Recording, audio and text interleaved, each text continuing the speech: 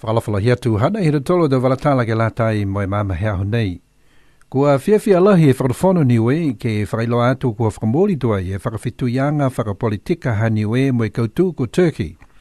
Kua e whakamori anga nei ne dausia i helilifu i ki pule ko Dalton Tangelangi ke he whono anga he tau i ki pule i whafo he tau atu motu i kiki he Pasifika. Ne whakahokwa i ke motu ko Turkey he o kioki wahatapu.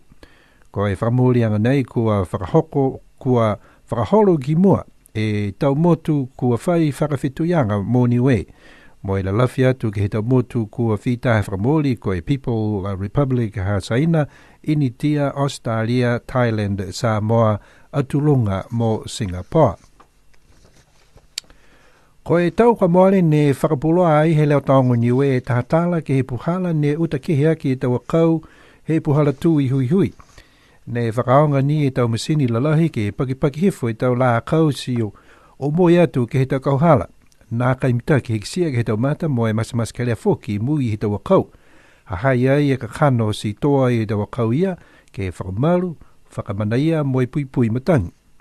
Kua hoko mai ke he motu he whahi tapu ka mole, taha fuata makaka mo e pulotu ke he whahi hele mo e leveki atu he tau akau. Ko e arborist, ko Presley Viliamu, punitase taha hingoa hana, i loa mai to whai whakakoanga ia mo e whakakisi ai hana dau makaka ke he tau puhala hako ke he hele aki po ke pulunia ke tau akau. Ko a manaki foki a TV Niue ke poki whalua ata ke he hana tau whakakoanga ke hele akau ke kisia mo i loa he tau tangata he motu nei e tau puhala hako ke hele aki tau la akau. Kua manaki a Presley Viliamu ke liwatu he wakalele he aho ua he whahi tapuka hau. The government of Niue is delighted to announce Monday 10th of June the signing of diplomatic relations with Turkey. Honourable Minister of Infrastructure Dalton Tangelangi formalised the agreement over the weekend at the Pacific Small Island States Foreign Ministers meeting in Istanbul, Turkey. The Memorandum of Understanding with Turkey increases Niue foreign relationship with international countries that include People's Republic of China, India, Australia, Thailand, Samoa, Cook Island and Singapore. Last year it was reported on BCN Midday News a shocking story of how the tree branches on Hui Hui Road was badly damaged by heavy machinery. Instead of pruning the tree branches, heavy machinery was used to break the branches and push them to the side of the road. It was not a good sight as trees were exposed to this type of treatment. The trees were planted there to provide shelter, to decorate and also act as a windbreaker for the properties alongside Hui Hui Road. There is also a proper way of pruning the trees. What the island need is a trained or experienced arborist. In saying this, it is not a coincidence that we have an arborist in Niue at the moment. His name is Presley Viliamu. He is trained in the area and a very experienced and qualified arborist who have worked in New Zealand for many years and recently in Australia. He has been to Niue before and has given some training and demonstrations to some local people. TV Niue will be talking to Presley Viliamu and filming him while doing some risky climbs and cutting tree branches that are hard to get to. Presley Viliamu will leave Niue on Tuesday next week. And here's our news from around the region. German Chancellor Angela Merkel has warned British Prime Minister David Cameron not to threaten her over the appointment of an arch-federalist as President of the European Commission. Cameron has said that the appointment of Jean-Claude Juncker could make Britain more likely to leave the European Union in a referendum in 2017. But Merkel says the threats went against the European spirit as she gave her public support for Juncker.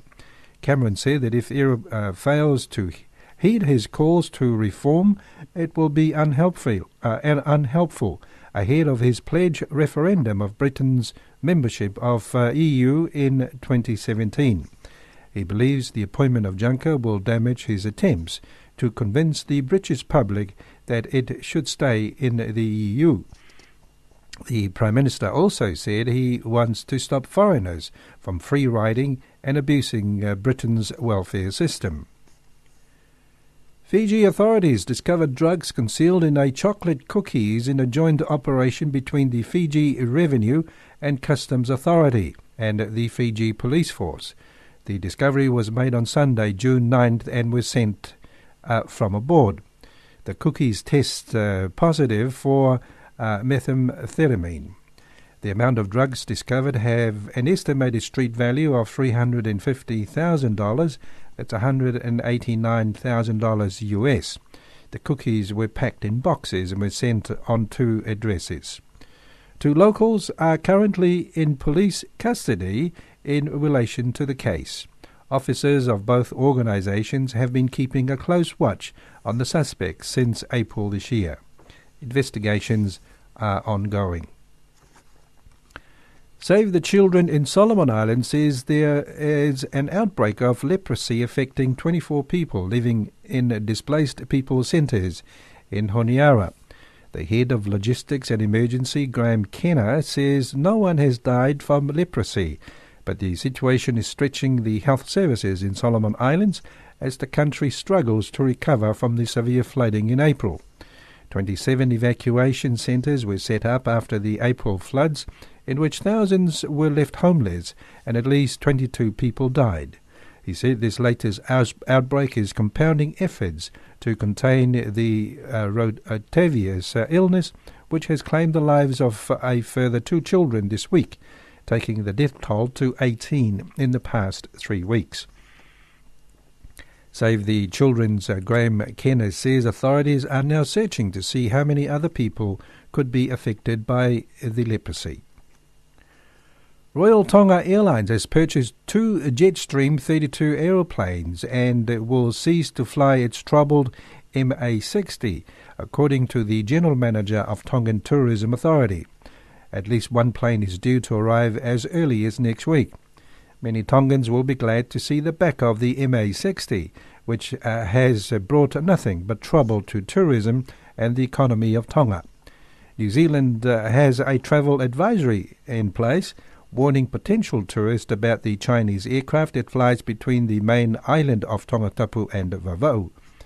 Stuart Perry, the head of Tonga's Tourism Authority, says the New Zealand Tourism Advisory on the MA-60 had a real dollar impact on many of the small businesses operators, particularly in Tonga outlying areas. Speaking to Radio Australia, Mr. Perry said that the CEO of Real Tongan has purchased the Jetstream 32 airplanes from Australia and was due to sign the documentation today. Flood victims in Solomon Islands says they have been given assurances that they won't be forced out of government-run emergency shelters in Honiara. About 1,500 people are still being housed in the evacuation centres after April's deadly flash floods, which killed at least 21 people and left thousands homeless. The Solomon Islands government has denied local media reports that the flood centres will be closed this weekend. Flood victim spokesman Charles Ketea has told Pacific Beat the minister has given an assurance not to move anyone from the centres just yet. About 50 participants involved in the Fiji fashion industry are attending a 2.5-day workshop organised by the Secretariat of the Pacific Community, SPC, in partnership with the Pacific Islands Forum Secretariat from 10th to 12th of June 2014 at the Forum Secretariat Conference Centre, Suva. The workshop is part of the African, Caribbean and Pacific Cultures Plus project funded by European Union and managed by SPC, which is designed to strengthen the cultural industry in Fiji, Samoa and Solomon Islands. The Fiji Fashion Industry Workshop would address the immediate needs of the Fiji Fashion Council as the peak representative body of the fashion industry in Fiji. Participants involved in the workshop includes a cross-section from the local fashion industry, including Fiji fashion executives, retailers, models and designers. Observers from Samoa and Solomon Islands are also attending the workshop. And finally, as an athlete, Roy Ravana was trained to race for the finish line. as soon as he heard the gun go off. Ironically, the 21-year-old dashed for life as the sound of a gunfire in a notorious American neighborhood brought a tragic end to his young life. The 2011 Coca-Cola Games 400 metres champ and Pacific Games bronze medalist was shot dead in a midday shooting yesterday in the front yard of a home in Footridge, Sacramento. Mrs. Taki Veikata said Ravana was helping his friends, mother and brother clean the front yard when the tragedy unfolded. Overseas media reports quoted the Sacramento Sheriff's Office as saying they suspect 3 guns. At least one of them, a rifle, were fired in the 12:30 p.m. attack at 48th Street and Baker Avenue, west of Stockton in Boulevard. The report said gang graffiti covered a wooden fence about a block from where the shooting started. And according to Mrs. Taki Veikata, Ravana has been on pursuing his athlete's career and talked about raising funds to return to college. And those are our news for today. This is Radio Sunshine. Our time is 12 after 12.